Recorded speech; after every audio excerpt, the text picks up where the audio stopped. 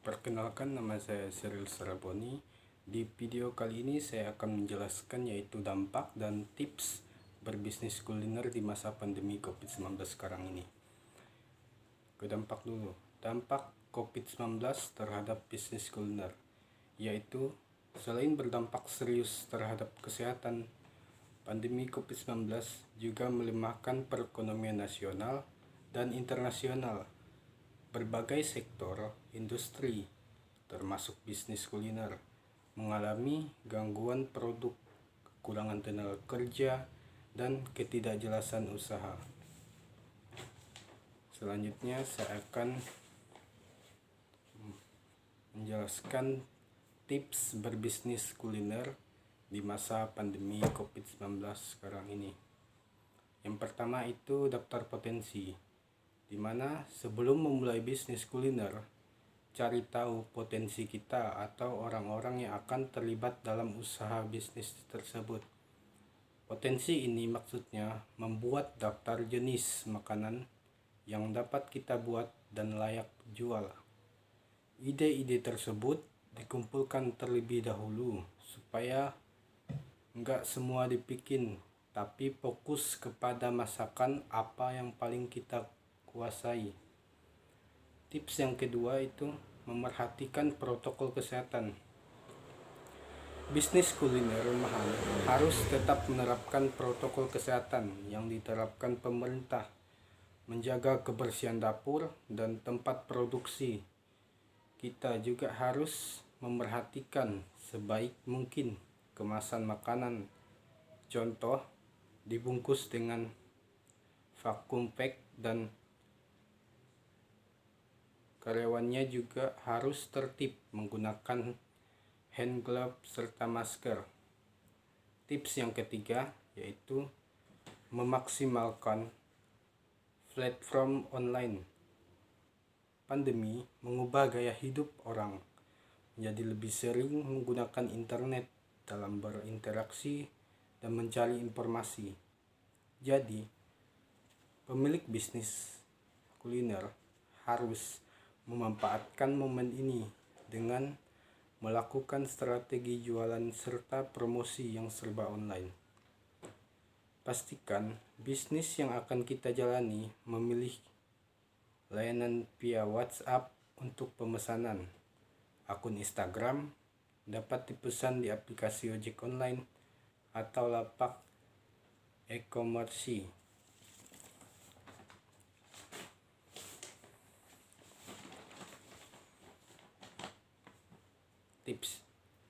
Tips yang keempat yaitu terjun langsung. Kalau kita bisnis, kita harus turun tangan langsung. Jangan banyak mengandalkan orang lain. Jangan juga mudah percaya terhadap orang lain.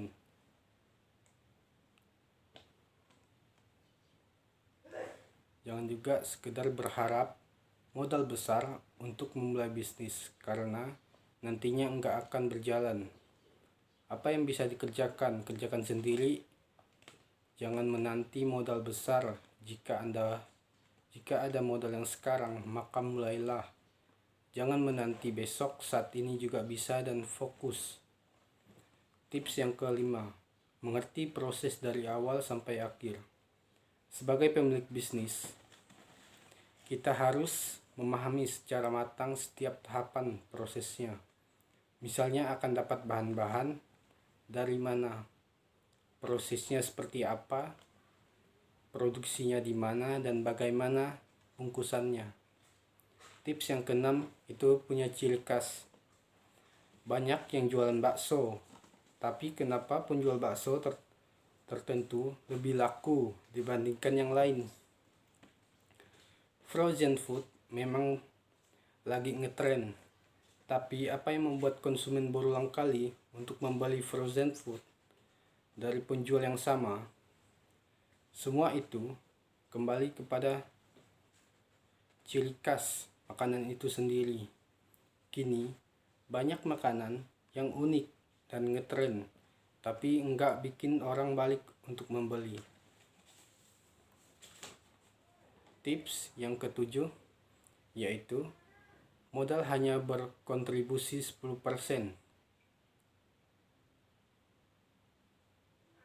ini kita berpikir bahwa modal adalah bahan bakar untuk memulai bisnis kuliner. Akan tetapi, peran modal bagi calon pengusaha kuliner hanya sekitar 10% dalam menjamin keberhasilan bisnis kuliner. Selebihnya ditentukan oleh pengalaman, pengetahuan, keahlian, keberanian, kreativitas, dan inovasi serta semangat. Perlu juga diperhatikan, modal tidak harus berbentuk dana segar.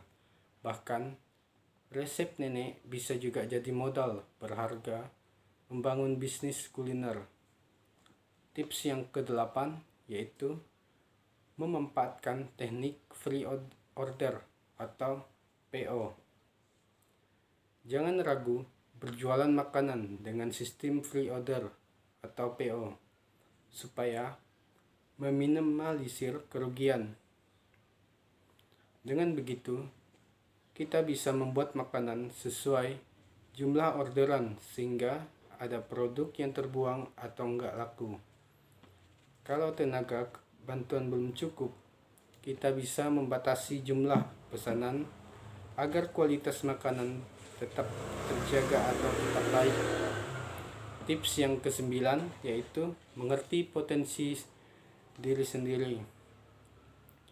Untuk memulai bisnis kuliner, kita tidak harus jago masak. Bila kita jago dalam hal strategi branding, maka fokus dalam hal tersebut. Kita bisa mempekerjakan chef untuk urusan memasak. Dan tips yang terakhir atau tips yang ke-10 ini yaitu mengelola sampah makanan. Hal yang perlu kita perhatikan dari memulai bisnis makanan adalah meminimalisir limbah lingkungan yang dihasilkan. Bahkan saat mendesain resep, berusahalah memanfaatkan semua bahan dasar agar semua dapat terpakai 100%. Misalnya ubi diolah jadi chips, lalu bagian yang tidak terpakai itu diolah menjadi dessert. Upaya lain yang bisa kita lakukan untuk mengurangi sampah lingkungan adalah menggunakan kemasan ramah lingkungan, bekerja sama langsung dengan petani sayur atau buah, dan mengkompos sampah organik. Sekian dari video saya ucapkan terima kasih.